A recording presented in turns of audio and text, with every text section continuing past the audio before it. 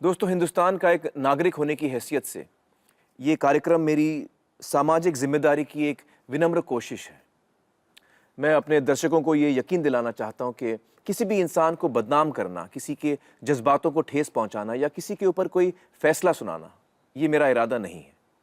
आज हमारे समाज के सामने कई ऐसे मुद्दे खड़े हैं जिनसे लड़ने के बजाय हम अक्सर उन पर पर्दा डालने की कोशिश करते हैं। इससे गुनाह करने वालों को और शय मिलती है और उनके हौसले और भी बुलंद हो जाते हैं। मैं सिर्फ यही चाहता हूं कि हम इन मुद्दों पर खुल के चर्चा करें, उनका सामना करें, ताकि हम इन समस्याओं के हल ढूंढ सकें। इस बात के मद्देनज़र मैं अपने दर्शकों को ये बताना चाहता हूं कि इस प्रोग्राम के कुछ हिस्से कभी-कभी बहुत ही संवेदनशील हो सकते हैं और इसलिए आप खुद अपने विवेक और समझ का इस्तेमाल कीजिए और सोच समझकर अपने निर्णय लीजिए। शुक्रिया।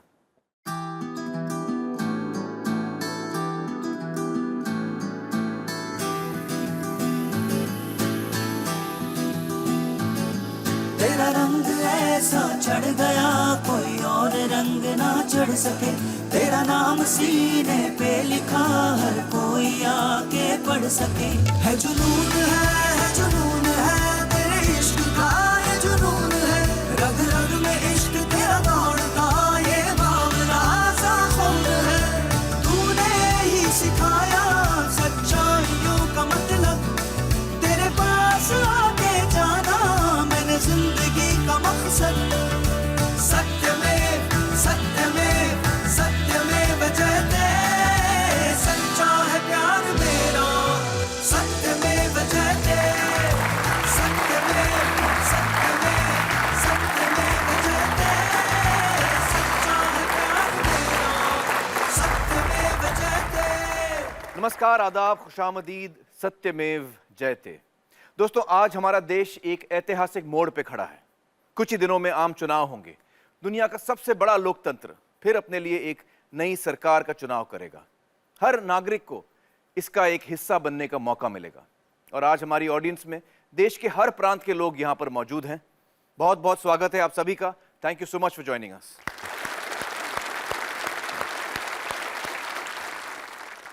दोस्तों, मुझे बताइए कि एक अच्छे नेता, एक अच्छे लीडर की क्या क्वालिटीज, क्या खूबियां होनी चाहिए? सेल्फलेसनेस होना चाहिए एक्चुअली। स्वार्थी ना हो। स्वार्थी ना हो। जी जी। और कोई बताएगा मुझे? हाँ। नेता ऐसा होना चाहिए जो करप्ट ना हो। करप्ट ना हो, बिल्कुल सही। हाँ, आप बताइए। हमारा नेता ऐसा होना चाहिए जो वोट से पहले पैसे ना दे और वोट के बाद पैसे ना ले। बहुत सही कहा आपने। दोस्तों, ये हमारी इच्छा है, हमारा सपना है कि हमारे नेता ऐसे हों। लेकिन दुख की बात यह है कि कई सारे जनप्रतिनिधि जिन्हें हम कानून बनाने के लिए चुनते हैं, खुद कानून की आंखों में आरोपी हैं। दोस्तों, एडीआर यानी एसोसिएशन फॉर डेमोक्रेटिक रिफॉर्म्स इस विषय पर कई सालों से काम कर रही है। मैं न्योता देना चाहूंगा आज के हमारे पहले मेहमान को, एडीआर के एक founder member professor Jagdeep Chhokar. Professor Chhokar Indian institute of management Ahmedabad के डायरेक्टर इंचार्ज रह चुके हैं। बहुत बहुत शुक्रिया सर हमारे साथ जुड़ने का। मुझे बताइए कि हमारे पार्लियामेंट में ऐसे कितने लोग हैं जिनके खिलाफ क्रिमिनल केसेस चल रहे हैं? देखिए, मैं आपको बता क्या दूं, मैं आपको दिखाई देता हूं। जी। हमारी पार्लियामेंट में 543 लोकसभा में एमपी हैं जी। उनमें से 162 यानी कि 30% जिनके खिलाफ क्रिमिनल केसेस अदालतों में चल रहे हैं इस वक्त। 30%? 30%। ये बड़ी शॉकिंग बात है। मुझे बताइए कि ये ट्रेंड जो सिलसिला है ये घट रहा है या बढ़ रहा है? हम क्या देखते हैं? अब ये भी देख लीजिए, इस सिलसिले में 2004 की जो लोकसभा थी उसमें 129 थे जी। लेकिन 2009 में 162 हो गए। तो ये संख्या पिछले 5 साल में बढ़ी है। अब आगे भगवान ही बताएगा कि 2014 में क्या होगा। क्या मुझे बताइए कि क्या ये एमपीज जो हैं ये कुछ ही पार्टीज तक सीमित हैं या अलग अलग पार्टियों के हैं? ये भी आपको दिखा देता हूँ। बीजेपी में 38%, कांग्रेस में 21%, शिवसेना में 82%, जनता दल यूनाइटेड में 40%, communist party of India Marxist में 19%, तेलुगु देशम पार्टी में 33 हैं, जनता दल सेक्युलर में 66 हैं, एआईडीएमके के 44 हैं, एनसीपी के 44 हैं। लेकिन कुछ पार्टियां हैं जैसे झारखंड मुक्ति मोर्चा, इनका 100%, इनके 100% है।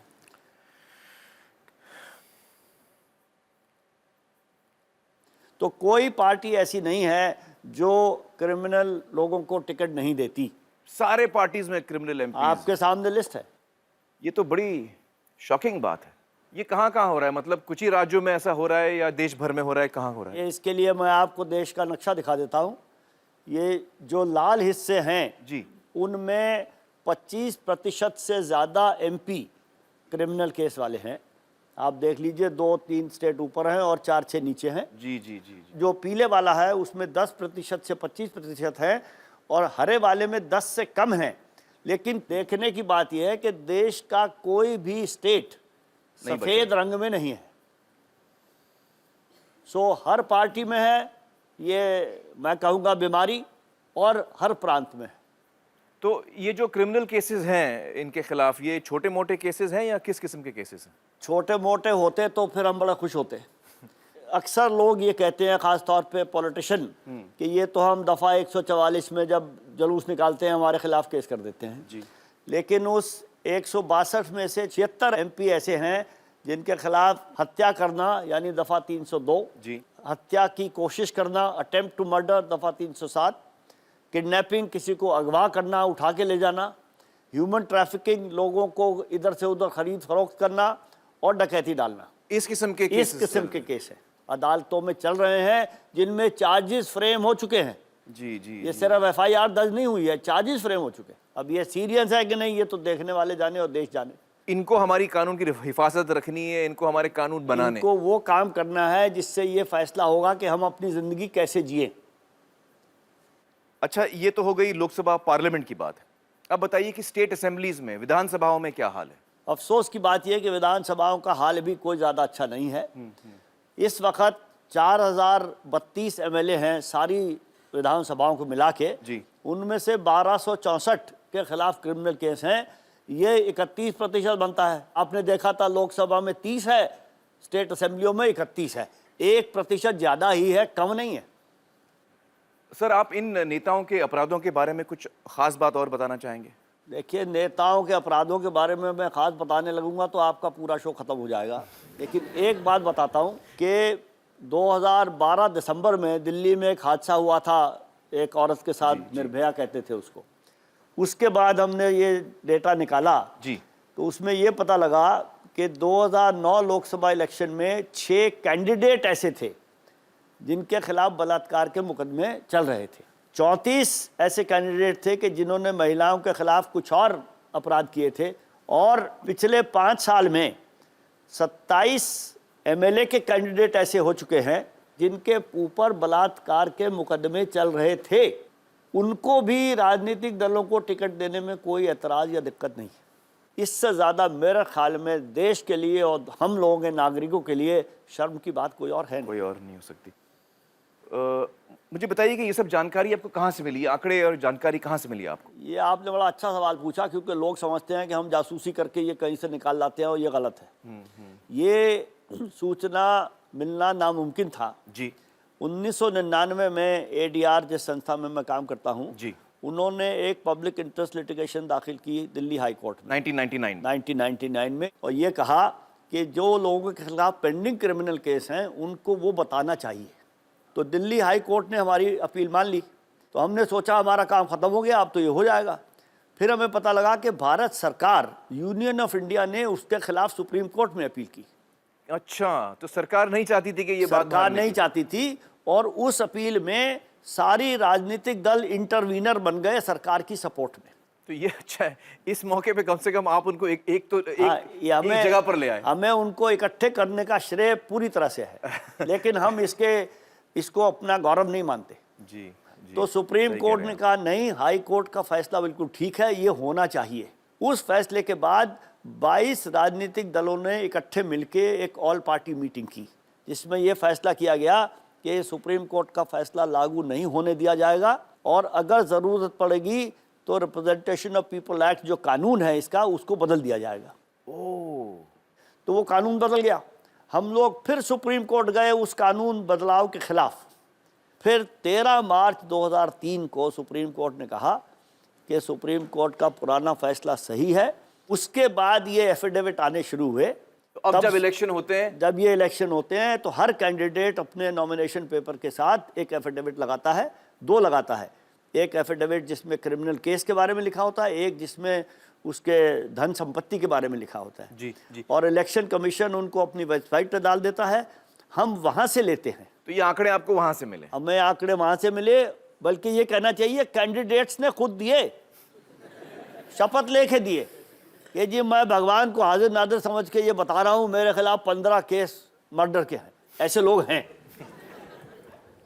लेकिन ये अगर स्थिति हम देखें तो बहुत दर्दनाक और डराने वाली स्थिति है। बहुत ही खतरनाक स्थिति है। प्रोफेसर छोकर, बहुत बहुत शुक्रिया हमसे बातचीत करने का। मैं आपको कंग्रेचुलेट करना चाहूँगा। Thank you very much. जिस तरह से आपने और एडीआर ने, आपकी संस्था ने इस लड़ाई में आप डटे रहे, थैंक यू। पूरा देश आपको शुक्रिया अदा करता है। Thank you so much. Thank you.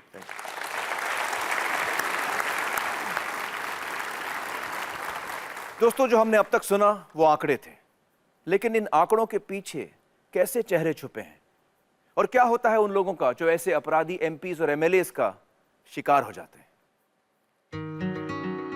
Chhatarpur के एक मध्यम वर्गीय परिवार में पली बढ़ी थी बिटिया।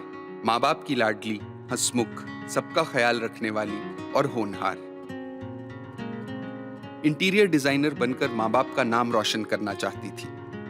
पिता ने बेटी की लगन देख उसे आगे की पढ़ाई के लिए एक बड़े शहर के बड़े इंस्टीट्यूट में भेजा। बिटिया अपनी आने वाली जिंदगी के लिए कई सपने बुन रही थी, लेकिन सिर्फ 20 साल की उम्र में बिटिया अपना परिवार, अपने सपने सब अधूरे छोड़कर इस दुनिया से चली गई। 2 बार एमएलए रह चुके कुख्यात राजनेता भैया राजा ने साजिश कर उसकी हत्या करवा दी।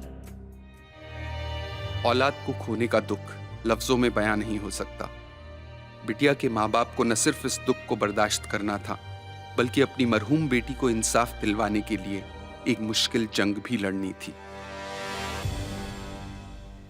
दोस्तों, हमारे साथ हैं बिटिया के माता पिता मृगेंद्र जी और भारती जी। हम समझ सकते हैं कि इन सारे जज्बातों से फिर से गुजरना आपके लिए कितना मुश्किल होगा, पर क्या आप बताना चाहेंगे कि आपकी बेटी के साथ क्या हुआ? बच्ची हमारी अपने आप को मतलब लड़के की कमी पूरी करने की कोशिश करती थी जी। वो उसी हिसाब से हमने उसे भोपाल भेज दिया पढ़ने के पढ़ाई लिए। के लिए? वहाँ पर ये भैया राजा जो हमारा सगा मामा, आपका सगा मामा? जी, उनकी निगाह बुरी नीयत लड़की के ऊपर पड़ गई। उस लड़की ने, बच्ची ने कहा कि अब तो हम बताएंगे तुम्हारी करतूत, जो तुम ये कर रहे हो हमारे साथ, ये हम चुपचाप नहीं बैठे रहेंगे। उस वजह से उन्होंने उसका मर्डर कर दिया, पूरा षड्यंत्र रच के उसकी हत्या करा दी। अब तो हम तो कल्पना सपने में नहीं सोच सकते थे कि ये हमारे साथ ऐसा कर सकते। जो आपके परिवार के हैं? हमारा मामा, मतलब वो लड़की जो मृतका के लड़की के नाना। भैया राजा के राजनीतिक बैकग्राउंड के बारे में हमें कुछ बताइए। क्योंकि अब वो इतने बड़े गुंडे हैं, वहाँ के पूरा माफिया है, तो नेशनल लेवल की पार्टी डायरेक्टली उनको नहीं दे सकती थी टिकट। रीजनल पार्टीज ने दी, समाजवादी पार्टी ने उनको दी, भैया राजा को टिकट दी, वो उससे विधायक भी चुनेंगे जी।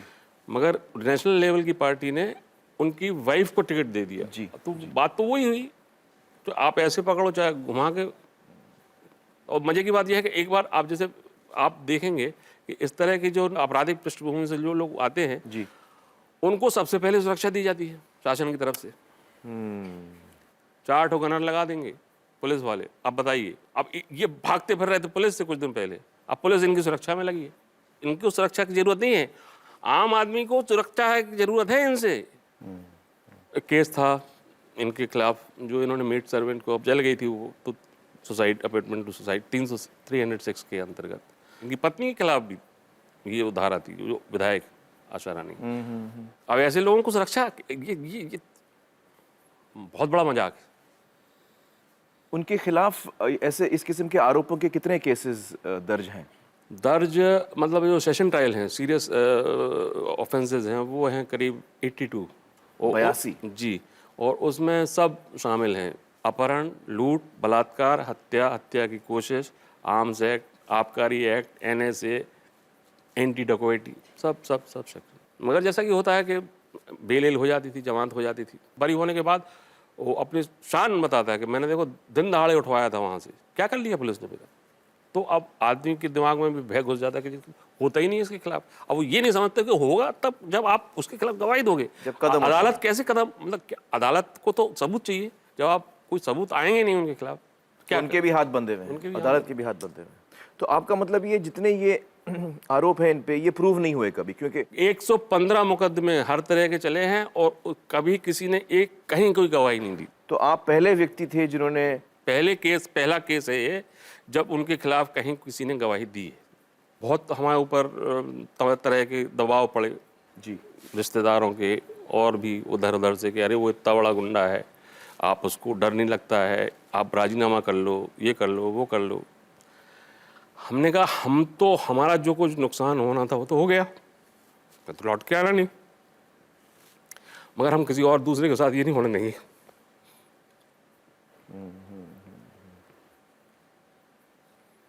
अगर किसी और ने हिम्मत कर ली होती इससे पहले तो हम बच जाते। अब अगर हम चुप हो जाएंगे तो ये तो इसका काम ही ये है, किसी और के साथ करेगा। तो हम लोगों ने तय कर लिया कि क्या कर लेगा, जान ही ले लेगा, जान तो वैसे ही ले ली। फिर हम लोगों ने तय किया कि हम कोई भी हमारे साथ हो या ना हो, हमें उससे फर्क नहीं पड़ता, सत्य है हमारे साथ जी, न्याय, हम उसको सजा करा दिलाएंगे जी। और इस केस में भी उसको कन्विक्शन हुआ है लोअर कोर्ट से। लोअर कोर्ट में कन्विक्शन हो गया जी। और क्या सजा मिली उनको? आजीवन कारावास, लाइफ सेंटेंस। दोस्तों हमारे साथ बिटिया की बुआ भी हैं, आप कुछ कहना चाहती हैं हमसे? मुझे सिर्फ इतना कहना है कि हमने अपनी बच्ची खोई है, पर उसमें अकेले हम ये लड़ाई लड़ते चले आ रहे हैं। आज मैं और मेरे भाई, मेरी भाभी, हम 4 लोग हैं जो खड़े हैं। समाज के लोग सिर्फ मूक दर्शक बने रहते हैं। मुझे ये आपके थ्रू ये सबसे कहना है, कोई भी अगर किसी के खिलाफ ऐसी लड़ाई लड़ता है तो कम से कम साथ तो दीजिए। आप कुछ कर नहीं सकते, आप कुछ लड़ नहीं सकते, हम नहीं कह रहे आप कोर्ट जाइए, गवाही दीजिए, कुछ करिए, मॉरल सपोर्ट तो दीजिए। बिल्कुल सीखा।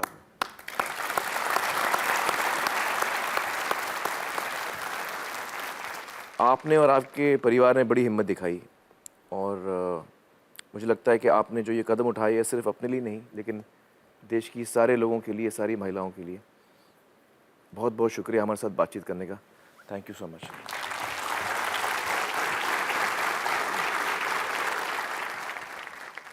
दोस्तों, मृगेंद्र जी और उनके परिवार की हिम्मत और साहस की वजह से इस केस में अपराधी को सज़ा हुई, लेकिन अक्सर एमपी या एमएलए होना अपने आप में एक सुरक्षा कवच की तरह होता है। तो एक ऐसा नेता जो सत्ताधारी पार्टी से ताल्लुक़ रखता है, उसके खिलाफ कार्रवाई करने में क्या क्या दिक्कतें आती हैं, एक पुलिस अधिकारी से बेहतर इस बात को कौन जानता है। मैं न्योता देना चाहता हूं श्री DN गौतम जी को, जो बिहार के डायरेक्टर जनरल ऑफ पुलिस रह चुके हैं। गौतम साहब, बहुत बहुत शुक्रिया हमारे साथ जुड़ने का। सबसे पहले तो मुझे बताइए कि जब एक अपराधी पावर में आता है, सत्ता में आता है, तो पुलिस के काम पर क्या असर पड़ता है? आप ऐसा समझिए कि पूरा जीवन दर्शन बदल जाता है, सब कुछ उल्टा पुल्टा हो जाता है। कानून की किताब खारिज हो जाती है और उसकी जगह शैतान की किताब जगह ले लेती है। कानून को शीर्षासन करा दिया जाता है। जब इस जॉब में आया शुरू में जी, उस समय से मैं देख रहा हूँ कि रूल ऑफ लॉ नाम की दरअसल चीज़ किताबों में पाई जाती है, ये बिल्कुल फिक्शन है, ये तिलिस्म है। इसका कोई वजूद थोड़ी बहुत कहीं कहीं दिख जाता है। उम्मीदों पे दुनिया कायम है, तो रूल ऑफ लॉ उस उम्मीद का नाम है जिस उम्मीद पे देश चल रहा है। काफ़ी दिनों पहले की बात है, एक घटना हुई, एक बैंक डकैती हुई जी, 90 लाख रुपए थे और ये घटना एटीज की है। उस समय 90 लाख का मतलब होता था, बहुत बड़ी रकम है, बहुत बड़ी रकम थी उस समय के लिए। उस डकैती का माल एक कार में, एक माननीय विधायक जी अपनी कार में लेके चले। अच्छा, रास्ते में वो 2 जिला तो पार कर गए, पर तीसरे जिले में वो थानेदार सड़क के किनारे खड़ा हुआ था। ये गाड़ी विधायक जी पैसे सहित पकड़ा गए। 90 लाख पकड़े गए? 90 लाख, बिल्कुल। वो पकड़ के थाना ले आया। तब तक उसके एसपी साहब का फ़ोन आ गया, क्योंकि एसपी साहब को पटना से फ़ोन आ गया था बॉसेज का कि तुम्हारा अफसर पागल हो गया है, उसको पता नहीं किस पे हाथ डालना है, छोड़ दो उसको। इसे मैं नहीं छोड़ सकता, मैं क्या जवाब दूंगा ऊपर वाले को। अब प्रॉब्लम ये आ जाती है कि हाँ 2 ऊपर वाले हैं एक सबसे ऊपर वाला है जिसको लोग पहले कभी डरा करते थे लोग कि भाई ऊपर वाले को जवाब देना है। अब आजकल ऊपर वाला बहुत नीचे होता है। तो एसपी सदेह थाना चले आए। अच्छा, खुद आ गए? खुद आ गए। उन्होंने रोजनामचा ले लिया थानेदार से। उस रोजनामचा में लिखा कि भाई एक गाड़ी आई थी, उसमें कुछ फैक्ट नहीं लिखे और उसको रिलीज कर दिया। मतलब जिसका काम उनको पकड़ करके सजा दिलाना है, अब उसकी ड्यूटी हो गई। इसलिए मैंने कहा कि कानून की किताब खारिज, शैतान की किताब ने उसकी जगह ले ली। अपराधी, पावरफुल लोग, मशीनरी, इनका एक ऐसा खतरनाक कॉकटेल बन के तैयार हो गया है जो समाज के लिए बहुत जहरीली शराब का काम कर रहा है। जी।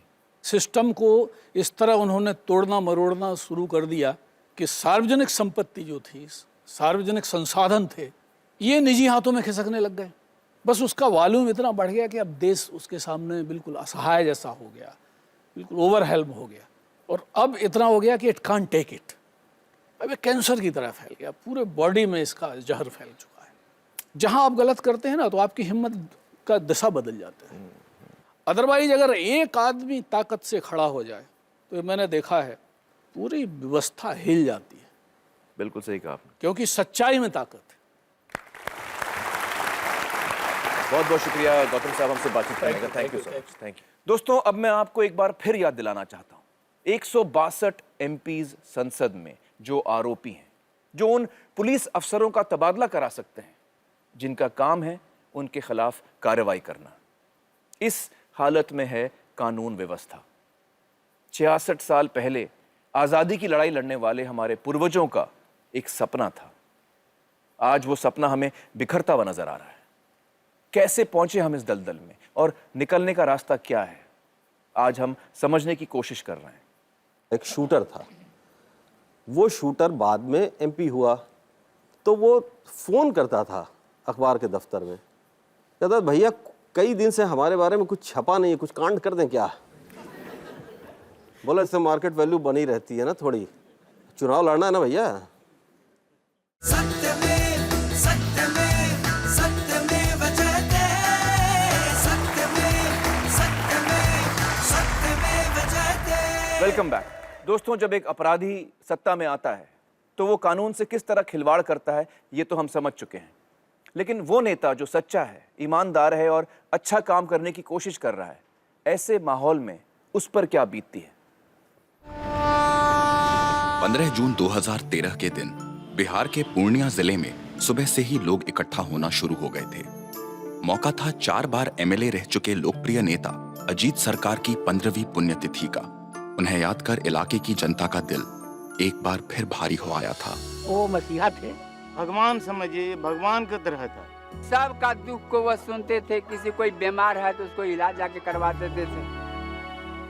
अजीत सरकार जनता से अलग उनके ऊपर बैठे कोई नेता नहीं थे, बल्कि जनता का एक हिस्सा थे।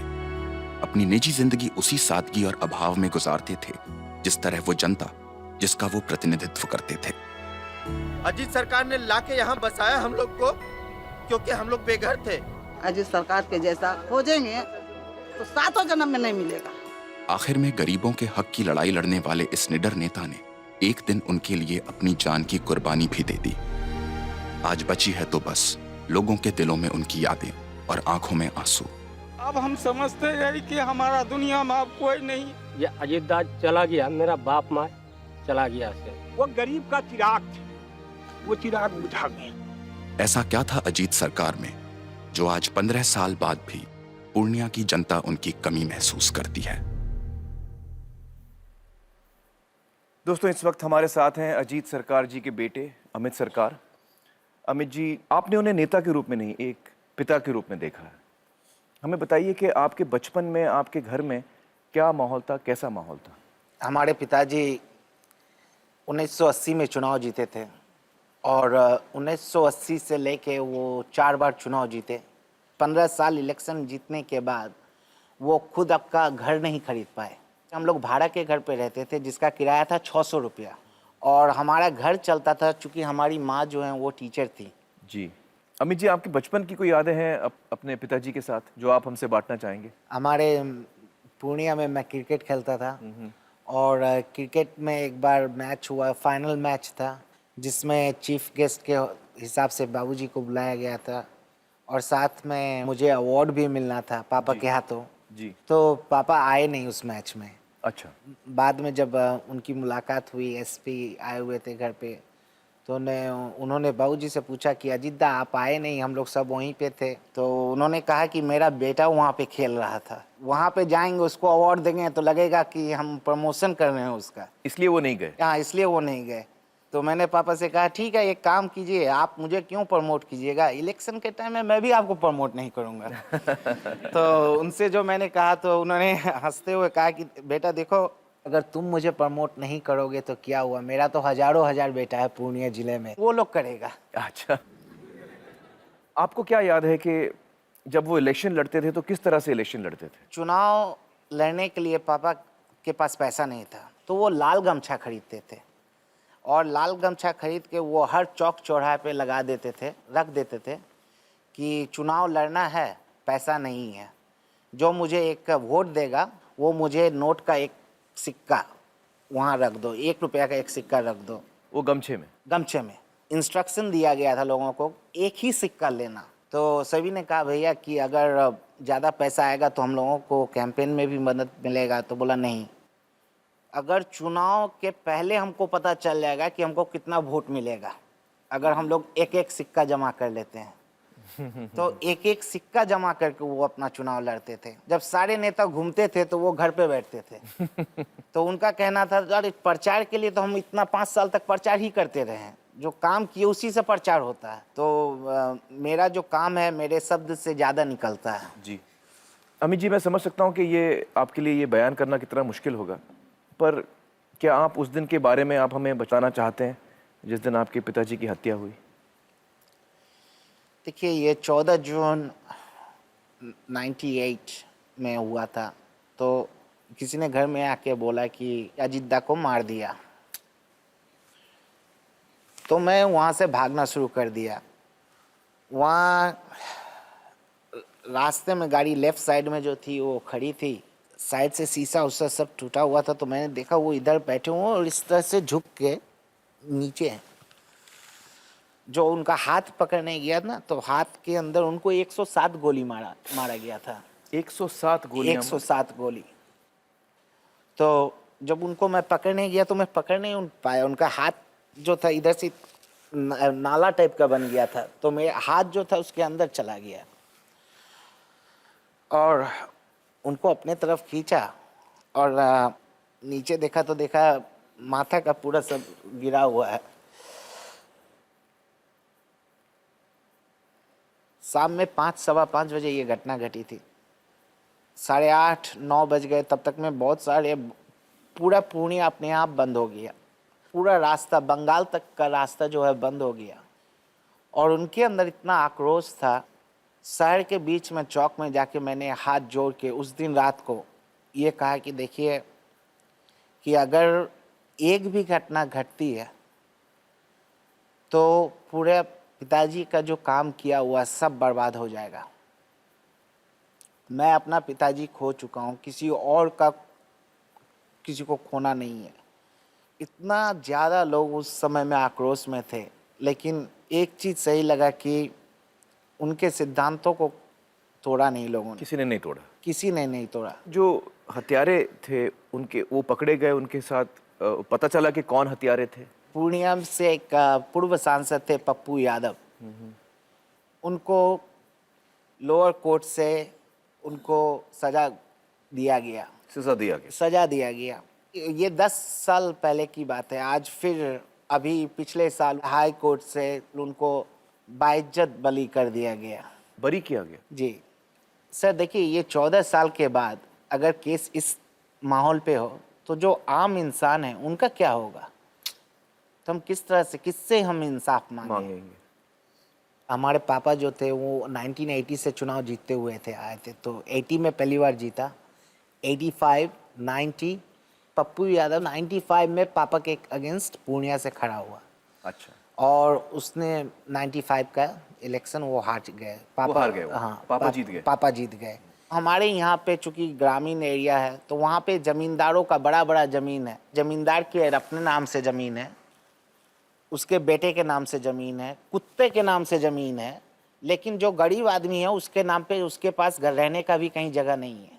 तो इसको सीलिंग की ज़मीन को देख के बाबूजी ने उसी ज़मीन पे उन्होंने घर बसाया। पूरे पूर्णिया में कम से कम नहीं भी हजारों हजार, आप बहुत सारे ऐसे आपने सुना पहले, उन्होंने कहा उन्होंने मेरा घर बसाया।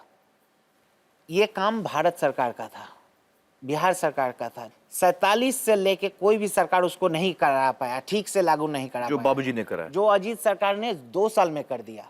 और उधर से जमींदारों के को ये डर था कि आज उसने इतना इतना ज़मीन निकाल के इतना हजारों लोगों को बैठा दिया, कल हम लोगों का ज़मीन चला जाएगा। तो जो आदमी जमींदारों के खिलाफ, बाहुबलियों के खिलाफ, करप्शन के खिलाफ बीच में खड़ा रहे, गलत लोग आगे कैसे बढ़ेंगे? गलत लोग आगे कैसे बढ़ेंगे? क्योंकि वो कभी किसी से नहीं डरते थे, क्योंकि उन्होंने कोई गलत काम नहीं किया था जिंदगी में। जी हाँ। और लास्ट में जब मैंने बॉडी देखा, वो उनके मुंह चेहरे पे एक हंसी थी। और ये किसी को भी मैं बोलता हूँ कि आदमी जब 107 गोली लगने के बाद भी उनके चेहरे पे जब मैं, वही चेहरा जो है हम लोगों को वो हौसला देता है। अमित जी, हमारी यही दुआ है कि हर बेटे को अजीत सरकार जैसा पिता मिले। ये देश उनको कभी नहीं भूलेगा। बहुत बहुत शुक्रिया हमारे साथ बातचीत करने का। Thank you so much.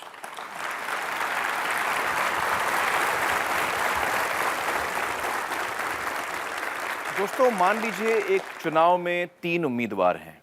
एक साफ सुथरा है, दूसरे पे कुछ छोटे मोटे इल्ज़ाम हैं और तीसरा नामी गुंडा है। तो आप किसको वोट देंगे? चलिए आप हाथ उठा के मुझे बताइए कि साफ छवि वाले नेता को कितने लोग वोट करेंगे? तकरीबन सभी।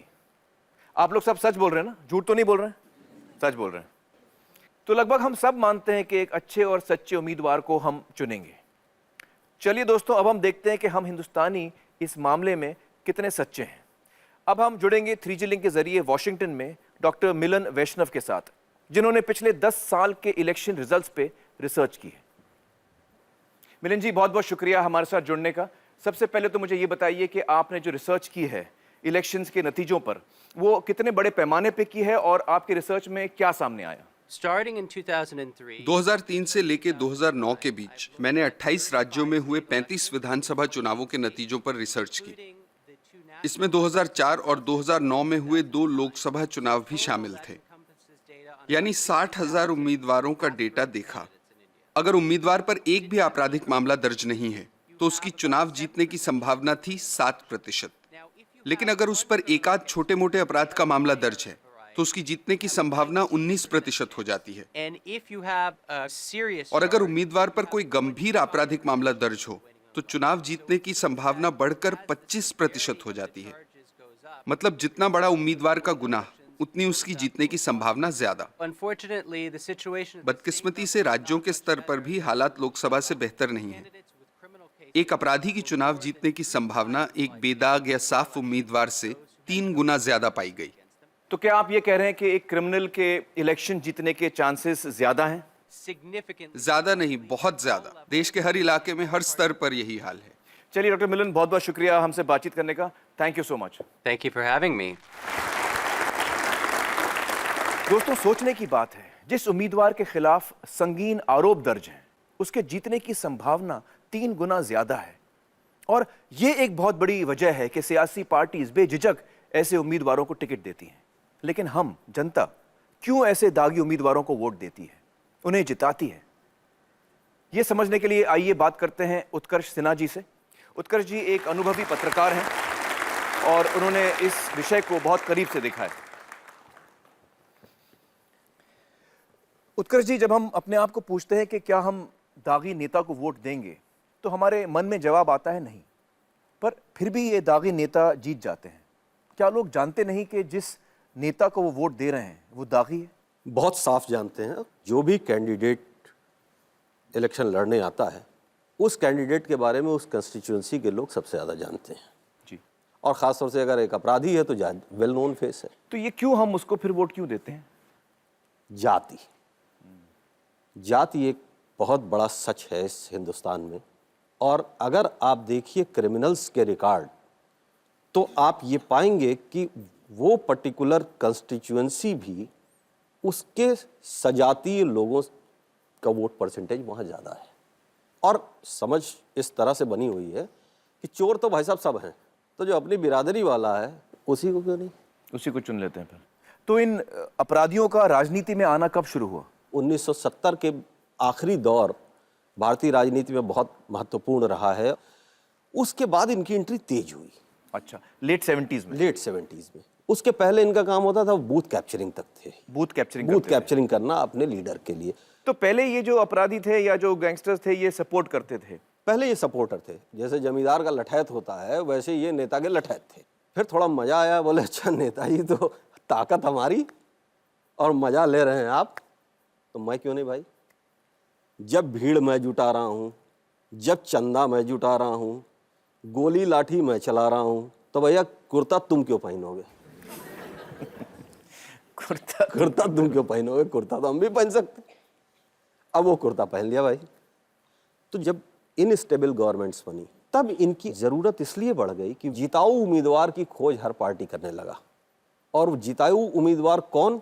जिसके पास उसकी जात का वोट हो, उस वोट को डलवाने के लिए साम दाम दंड भेद हो और उसके पीछे पैसा हो। पैसा काला ही पैसा होना चाहिए, क्योंकि जिस तरह से इलेक्शन में पैसे खर्च होते हैं वो काला पैसा ही खर्च होता है। तो ये सारी चीजें ही विनेबिलिटी बना रही हैं। जी जी।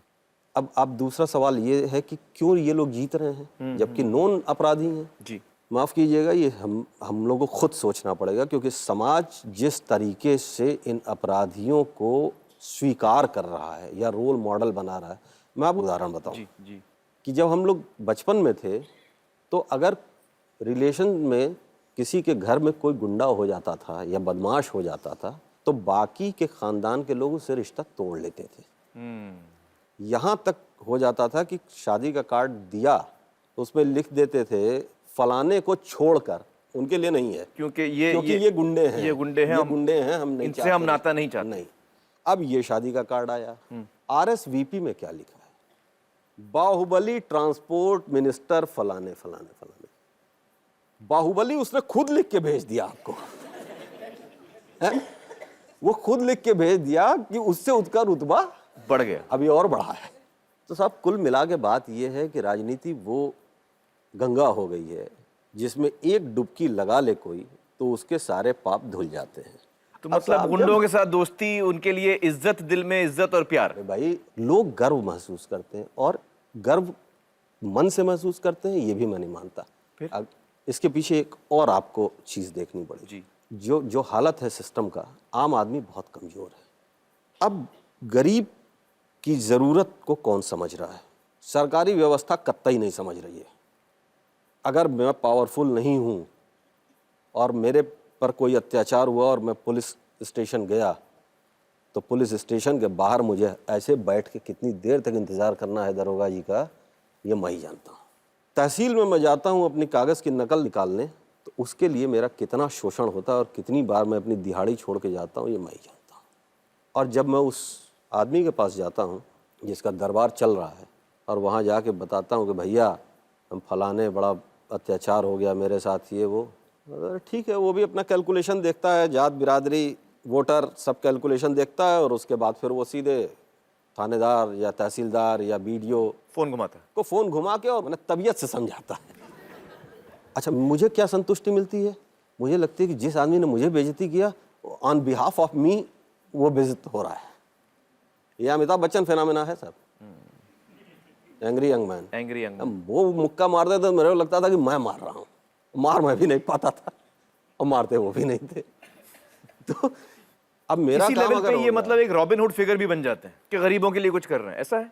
बहुत वेल प्लांट कोशिश करते हैं, लेकिन मसीहा बनते हैं वाकई में? ये होते नहीं है मसीहा, इसलिए नहीं होते हैं कि ये तो छोटी चीज़ हुई ना साहब, मगर इस छोटी चीज़ को दिखा के हमने लोकल तो अपना इमेज बना लिया।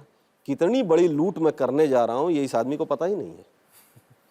इसलिए इस गलतफहमी में मेरे ख्याल से किसी को नहीं जीना चाहिए कि ये रॉबिन हुड है या मसीहा है, या मसीहा है ये अपराधी है, अपराधी था और अपराधी ही रहेगा। मजे की बात क्या है भाई साहब कि इस तरह के लोग को जब हम पब्लिकली कहते हैं ना, जब हम लोग लिखते हैं, इनको बहुत अच्छा लगता है। कैसे?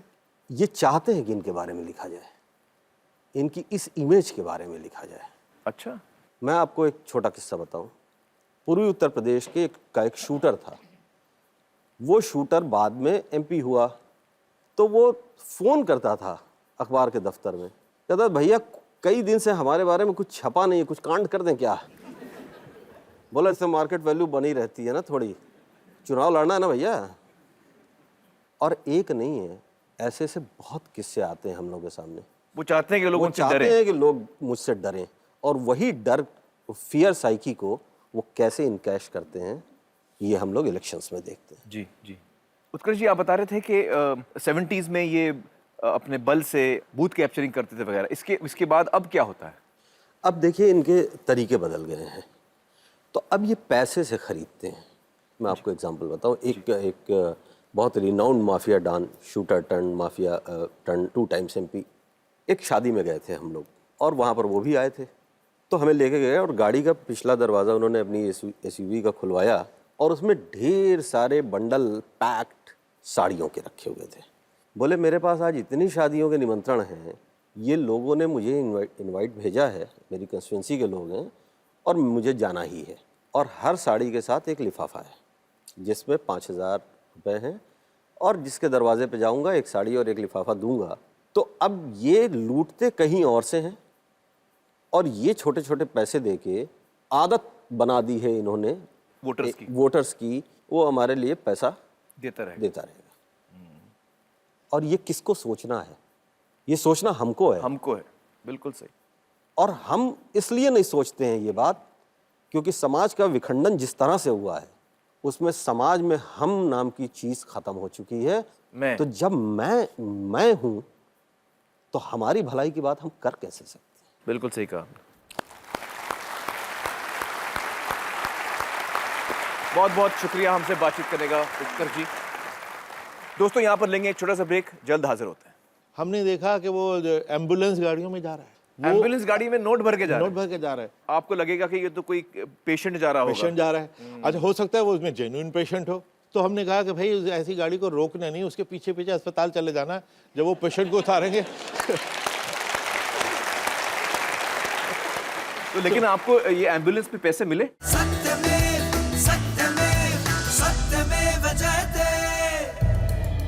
एक लोकतंत्र में जनता की शक्ति, उसकी ताकत, उसका हथियार होता है वोट। इस ताकत के इस्तेमाल से जनता अपनी पसंद का शासन चुनती है, लेकिन आज हमारे इस बेशकीमती अधिकार को खरीदने की कोशिश की जाती है।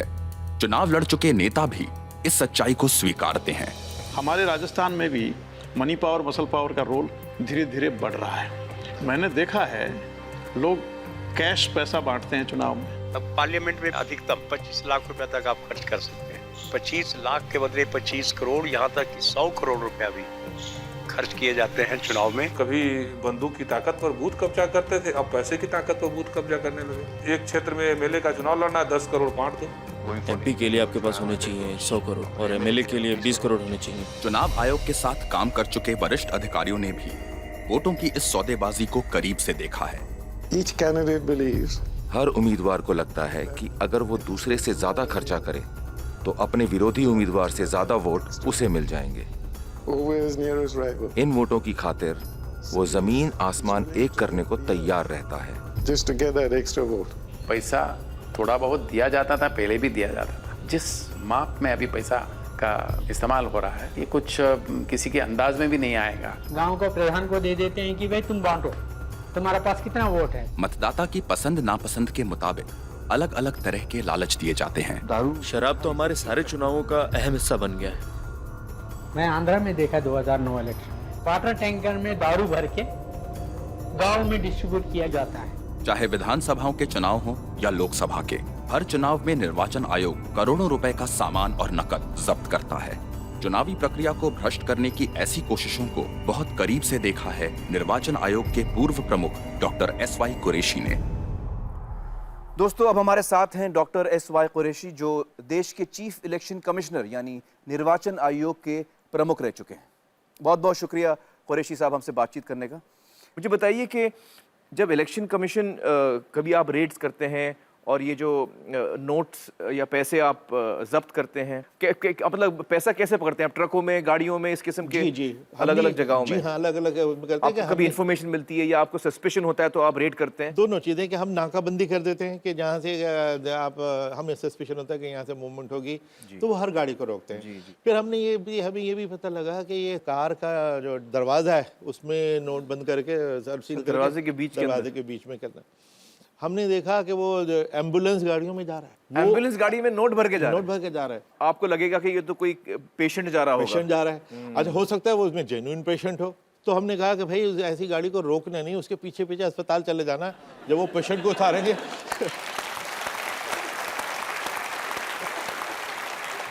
नजर रखो कि ये अस्पताल जा रहा है, कहीं और जा रहा है।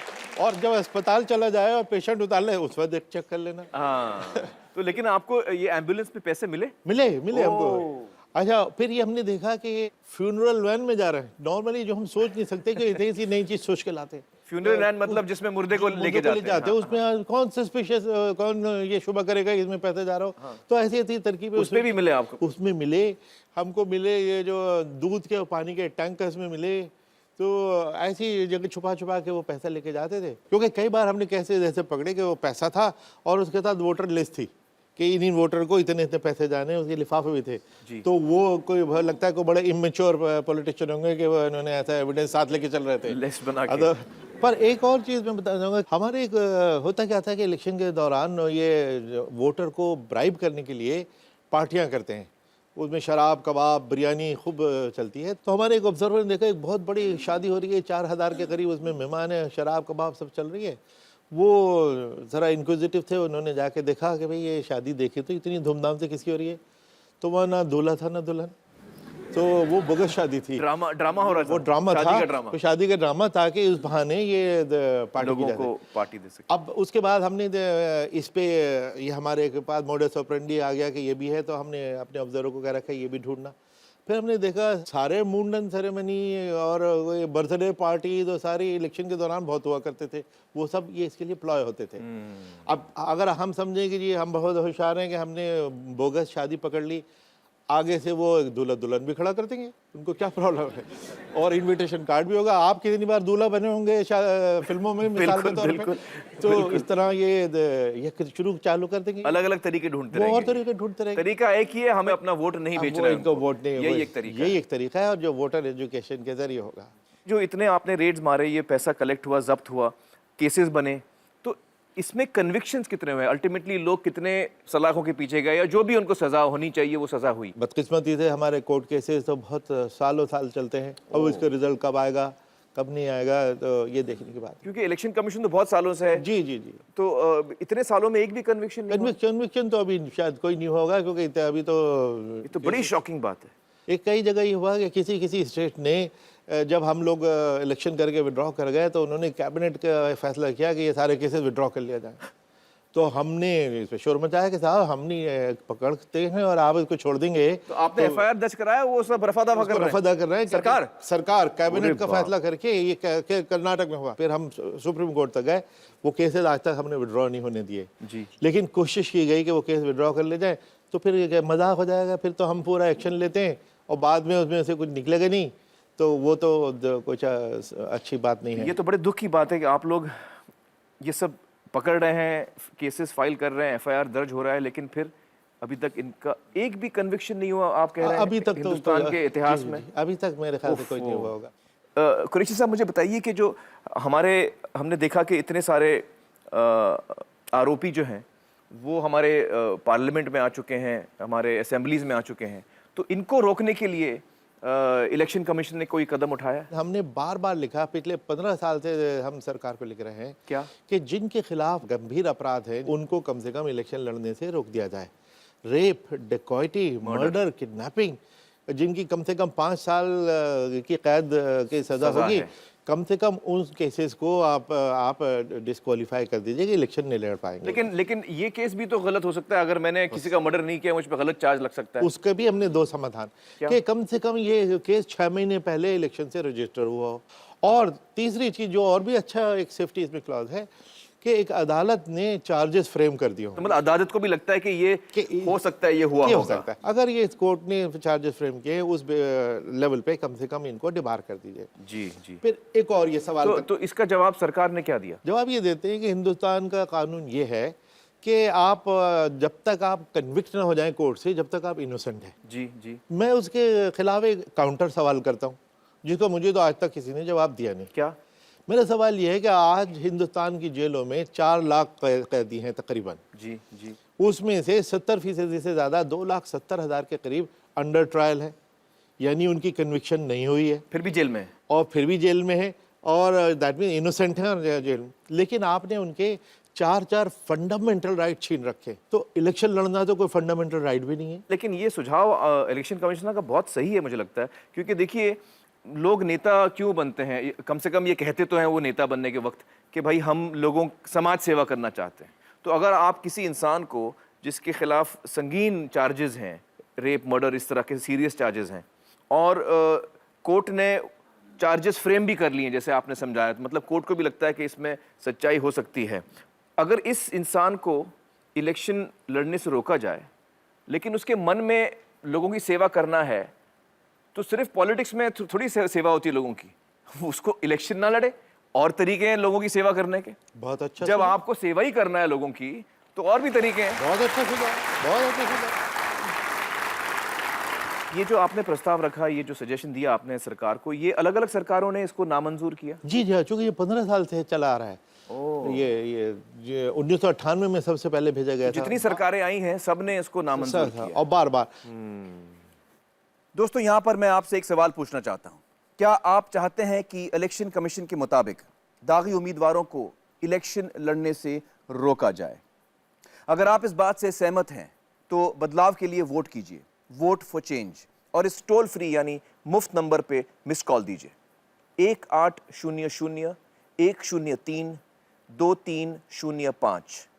इसका समर्थन आप हमारी वेबसाइट पर भी दे सकते हैं। आप सबके समर्थन को सरकार तक पहुंचाने की जिम्मेदारी हमारी है। दोस्तों, यहां पर हम लेंगे एक छोटा सा ब्रेक, और ये अच्छा मौका है मिस्ड कॉल देने का।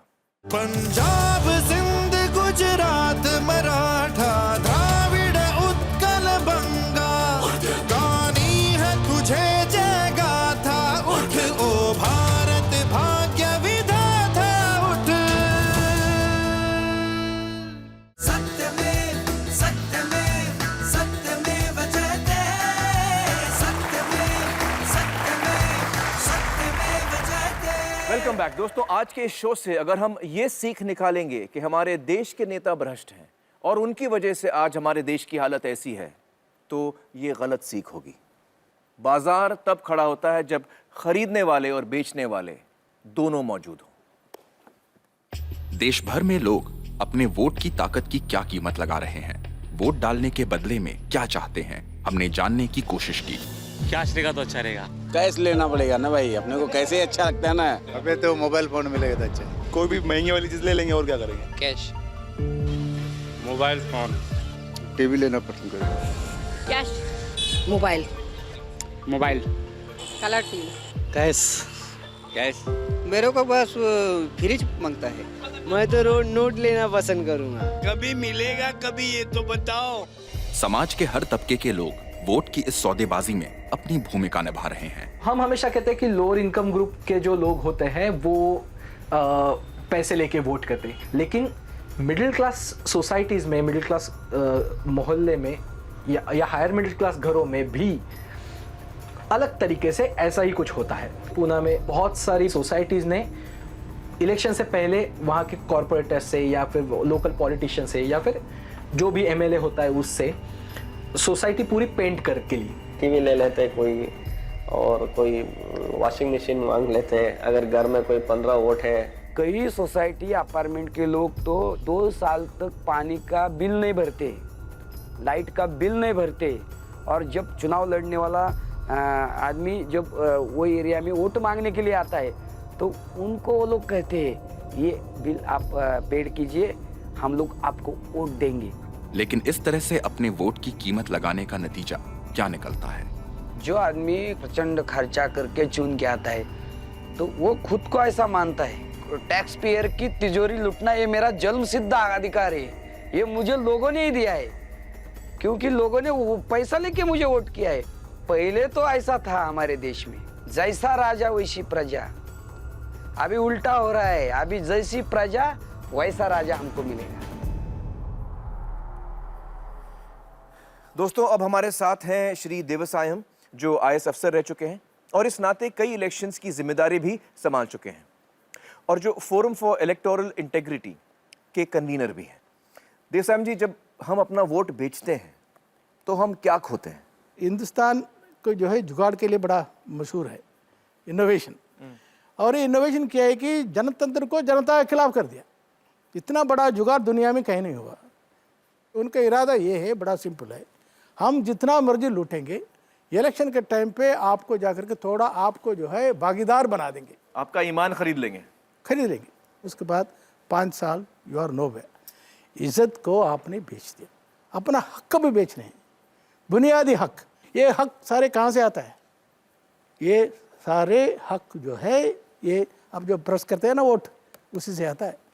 बेसिक हक जो है सिटीजन का वोट ना, उसको आप बेच दिया, उसके बाद आपका हक कहाँ से आएगा?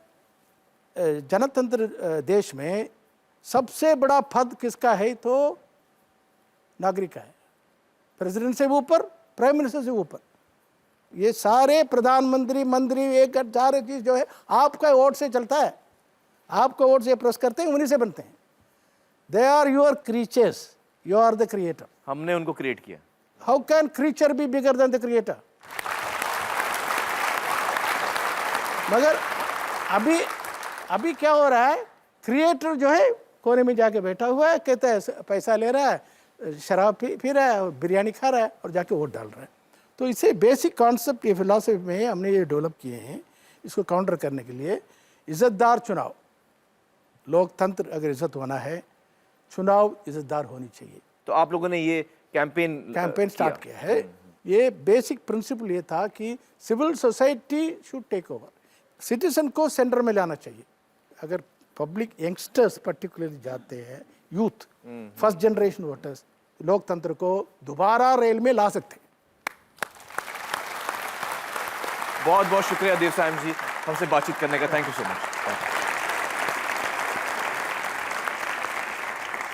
दोस्तों, इस वक्त हमारे साथ हैं एडीआर के एक और फाउंडर मेंबर श्री त्रिलोचन शास्त्री। त्रिलोचन जी IIM बैंगलोर के डीन रह चुके हैं। त्रिलोचन जी, लोगों के अलग अलग विचार हैं, अलग अलग वजह है कि वो क्यों अपना वोट बेचते हैं। इस बारे में आपका क्या कहना है? ये घाटे का सौदा है, क्योंकि 2000 रुपये में हमने वोट बेचा और लाखों रुपयों का नुकसान हुआ हमारा। तो लोगों को ज़रा समझ लेना चाहिए कि भाई ये जो आदमी मेरा वोट खरीद रहा है, ये असली में मेरा लीडर है, असली में समाज सेवा करेगा, असली में सुशासन देगा। सरकार का जो बजट है लाखों करोड़ों में है, तो अगर मेरे बच्चे को स्कूल में मध्याह्न भोजन नहीं मिल रहा है और राशन की दुकान में अनाज या चीनी नहीं मिल रहा है, या सड़क पानी बिजली में घोटाला चल रहा है, सरकार से जो तमाम सेवाएं मुझे उपलब्ध होनी चाहिए वो नहीं मिल रहे हैं, जो हम सब के टैक्स के पैसे से हमें उपलब्ध होनी चाहिए। बिल्कुल, बहुत बड़ा नुकसान होगा, क्योंकि जो सरकारी पैसा है उसके ऊपर भयंकर रूप से वो हावी होगा, वो पैसा गबन होगा, और जो सेवाएं मुझे उपलब्ध होनी चाहिए सरकार से वो मुझे नहीं मिलती। इसीलिए कहते हैं कि ये घाटे का सौदा है। जी, बहुत बहुत शुक्रिया हमसे बातचीत करने का। दोस्तों, यकीनन वोट बेचना हमारे लिए आर्थिक स्तर पर एक घाटे का सौदा है, पर हम एक और चीज खो रहे हैं जो इससे कहीं ज्यादा अहमियत रखती है, जिसे पैसों से तोला ही नहीं जा सकता। हम अपनी आत्मा, अपना धर्म, अपना ईमान, अपना ज़मीर खो रहे हैं। फिर सच्चाई के लिए खड़े होने की ताकत हम में बचती ही नहीं। लालच, भ्रष्टाचार और अपराधीकरण का जहर हम सब की नसों में एक कैंसर की तरह फैल रहा है। शिक्षा से लेकर खेल कूद के मैदान तक और उद्योग से लेकर मीडिया तक, हमारे समाज का कोई ऐसा पहलू नहीं बचा है जहां यह जहर ना फैल चुका हो। हर चीज बिकाऊ हो चुकी है, नेकी और इज्जत दम तोड़ रही है। भ्रष्ट लोग हमारे नायक, हमारे हीरो बन चुके हैं और सच्चाई और ईमानदारी का हम मजाक उड़ाते हैं। दोस्तों, हम आज इस मोड़ पे आके खड़े हैं कि हमारा नारा सत्य में विजयते की बजाय मिथ्य में विजयते की तरफ बढ़ रहा है।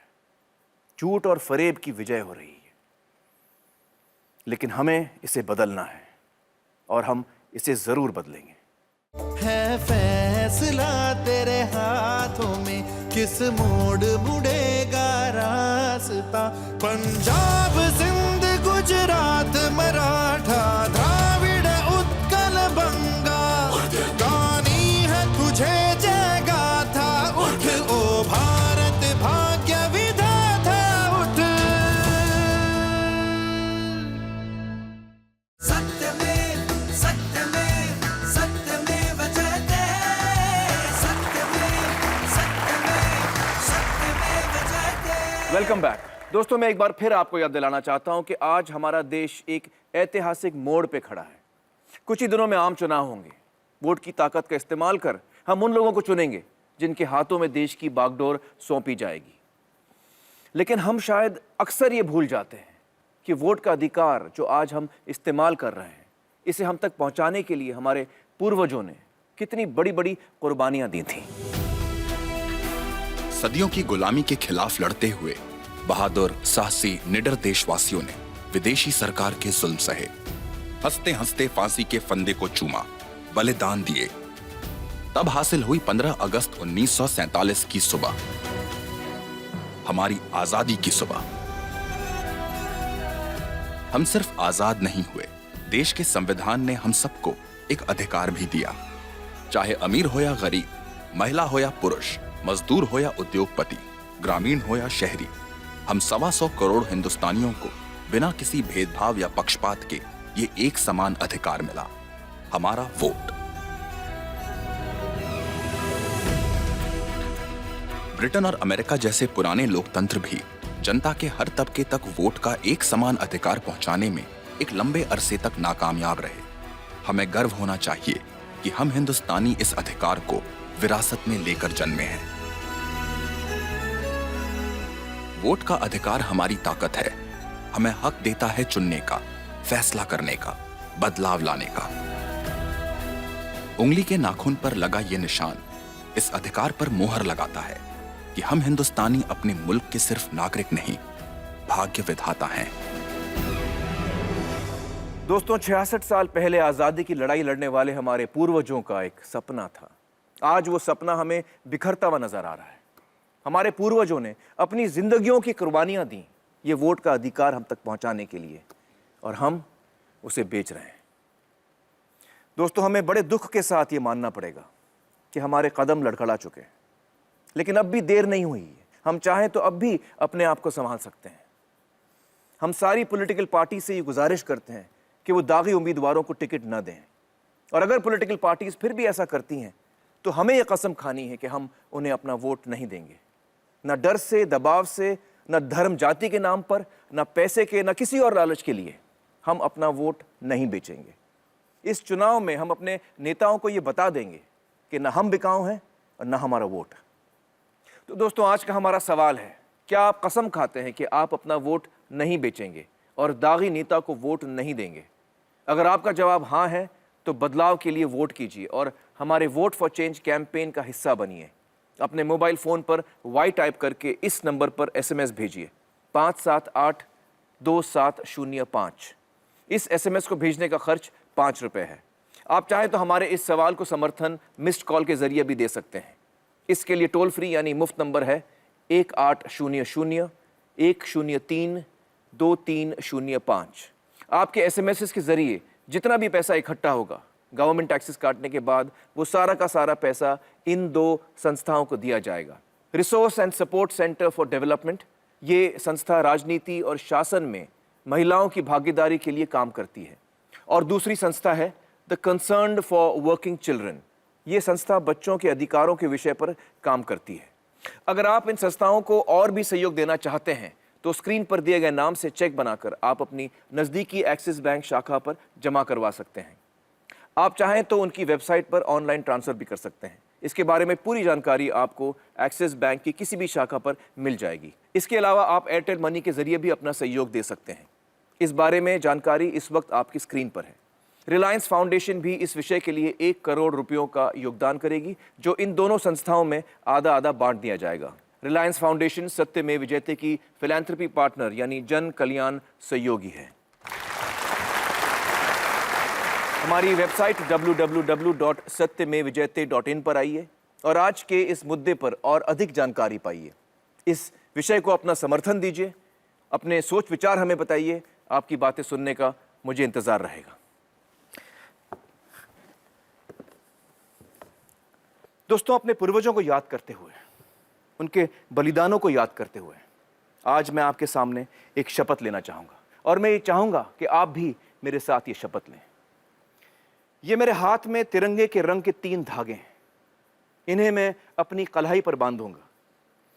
ये नाजुक धागे उस मजबूत शपथ का प्रतीक है कि मैं अपना वोट नहीं बेचूंगा और दागी नेताओं को वोट नहीं दूंगा। और ये धागे मेरी कलाई से तब तक नहीं उतरेंगे जब तक मैं इन्हीं हाथों से आने वाले चुनाव में वोट नहीं डालूंगा।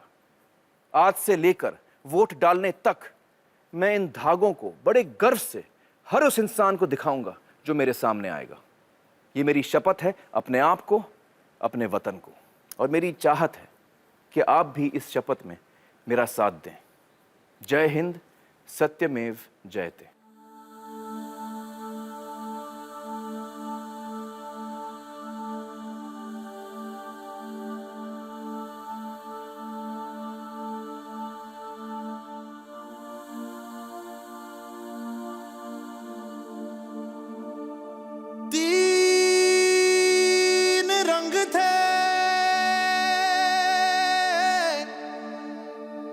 एक चक्र था,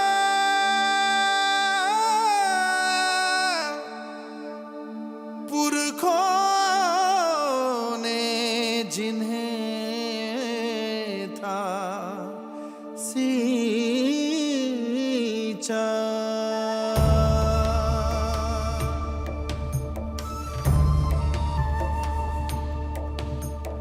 एक ख्वाब था चरखे पे बुना, अपना वतन हिंदुस्तान है पुकारता, है पुकारता, सुन लो है पुकारता, है पुकारता, सुन लो। एक ख्वाब था,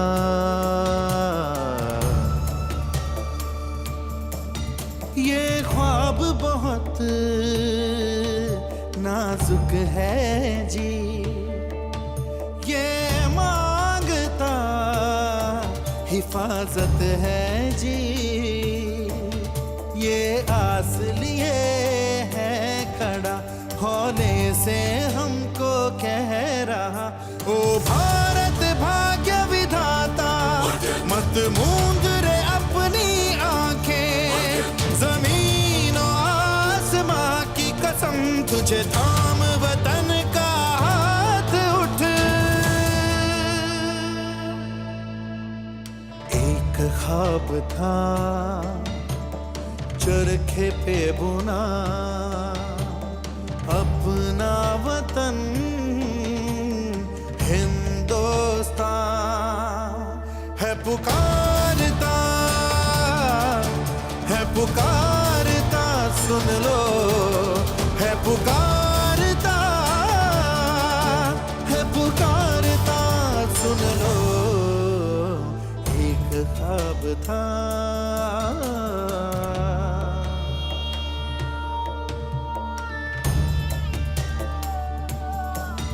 है देश तेरा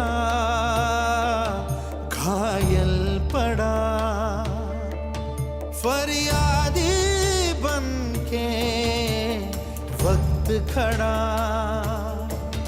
है, फैसला तेरे हाथों में, किस मोड़ मुड़ेगा रास्ता। पंजाब, सिंध, गुजरात, मराठा, द्राविड़, उत्कल, बंगाल,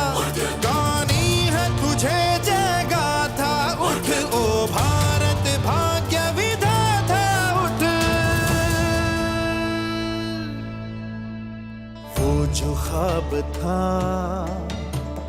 चरखे पे बुना